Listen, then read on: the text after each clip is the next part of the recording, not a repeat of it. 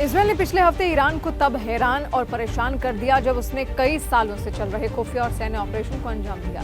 इस ऑपरेशन में high level targets पर सटीकता से हमला किया गया। जासूसों और आर्टिफिशियल इंटेलिजेंस की मदद के साथ इजरायली सेना ने ईरान में तस्करी करके लाए गए ड्रोन्स और वॉर प्लेन्स से रात में बमबारी की।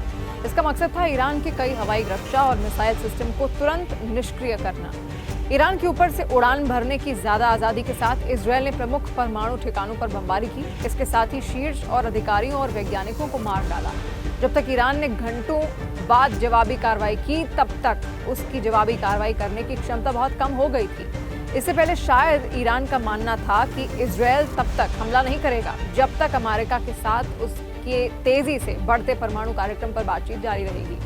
ओमान में पिछले रविवार को छठे दौर की बातचीत की योजना बनाई गई थी, लेकिन इजरायल के प्रधानमंत्री बेंजामिन नेतन्याहू ने शुक्रवार को ही ऑपरेशन राइजिंग लायन को शुरू कर दिया। नेतन्याहू ने कई सालों से कहा है कि ईरान के परमाणु कार्यक्रम को बेअसर करना इजरायल की सुरक्षा के लिए महत्वपूर्ण है। वहीं ईरान का कहना है कि उसका परमाणु कार्यक्रम शांतिपूर्ण मकसदों के लिए है।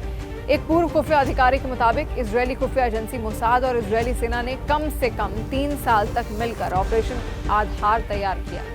न्यूज एजेंसी एपी की एक रिपोर्ट में ये बात कही गई है। रिपोर्ट में सुरक्षा अधिकारियों के हवाले से ये भी बताया गया है कि पिछले हफ्ते के हमले की शुरुआत में ईरानी वायु रक्षा और मिसाइल सिस्टम को और कमजोर करने के लिए मोसाद एजेंटों ने ईरान में सटीक हथियारों की तस्करी की थी, जो क्लोज रेंज से हमला करने के लिए तैयार थे। पूर्व खुफिया अधिकारी के मुताबिक उन हथियारों में छोटे सशस्त्र ड्रोन शामिल थे, जिन्हें एजेंट वाहनों के जरिए लाते थे। बताया यह भी गया है कि मोसाद के एजेंटों ने ईरानी सतह से हवा में मार करने वाली मिसाइलों के ठिकानों के पास हथियार तैनात कर रखे हैं। ये एजेंसी स्थानीय और इजरायली दोनों तरह के लोगों के साथ मिलकर काम करती है। एक खुफिया अधिकारी ने बताया कि जुटाई गई जानकारी का विश्लेषण करने के लिए इजरायल ने आर्टिफिशियल इंटेलिजेंस तकनीक का इस्तेमाल किया, जो टारगेट करने के लिए लोगों और साइट्स का चयन करने में शामिल था।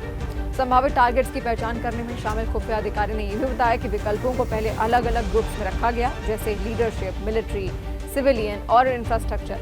टारगेट्स को तब चुना गया जब उन्हें इजरायल के लिए खतरा माना गया, जैसे कि ईरान के रेवोल्यूशनरी गार्ड से गहराई से जुड़ा होना।